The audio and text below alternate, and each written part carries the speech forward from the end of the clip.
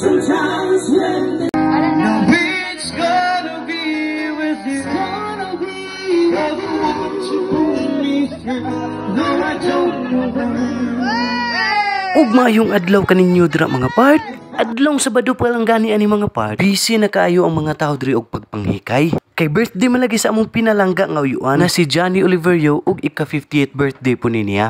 Ug iya na lang pud ang gidungan ang bunyag sa iyang pinalanggang apo. Sumao to dako-dako gining hikaya mga part. Laliman kag upat ka litsyon ug isa kalapa iyang gibuhi daan. Unya nagpalit pagidayon siya kanding ug manok. Gipangandaman gini sa kong tito ang iyang birthday mga part. Kay syempre malipay gid ta nga maabot og 50 nga healthy pa kaya tong lawas. Maupoy pinaka the best diri nga mopuyo tag probinsya mga part. Kay ang mga silingan diri magtinabangay gid sa mga hikay nga dili nakakinahanglan magbayad. Unang males-les gid ang hassle sa tagtungod ana mga part. Ug fast forward ana mga part, pagbalik na ko buntag sayo tuara nanay ni sugat sa ko good morning. Good morning pud sa inyo diha. Sabay ra taon niya mo man migluto.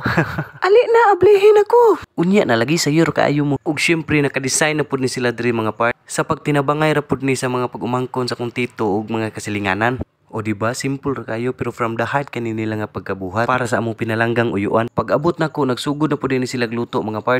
Mga silingan ug kapamilya ra po din namo sila mga part. Kami lang po nagunay og luto ani mga part kay kabalo man pud mi muluto lisod-sad. Kana mao na akong isa ka uyuan, sweeto gyapon na muluto. Mao na isa nga nagtudlo sa kuha mga part. Ug kanang naka-green mga part manglutuay gihapon address basag. Banggiitan gihapon kay namang lutuay sti unonoy. Nay mga karaang damang dress amo ang mga part.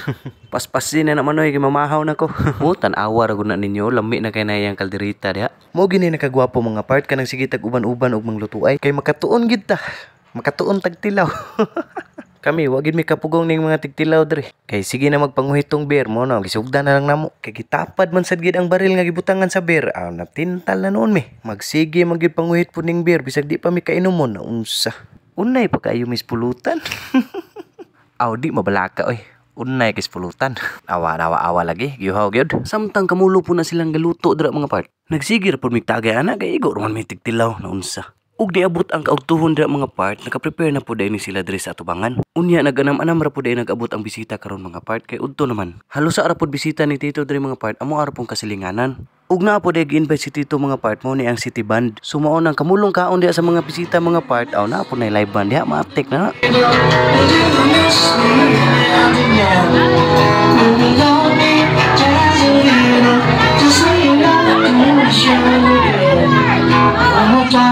Aw, di na makumpleto ang celebration kung di mo kanta ni atong mga uyuan unsa.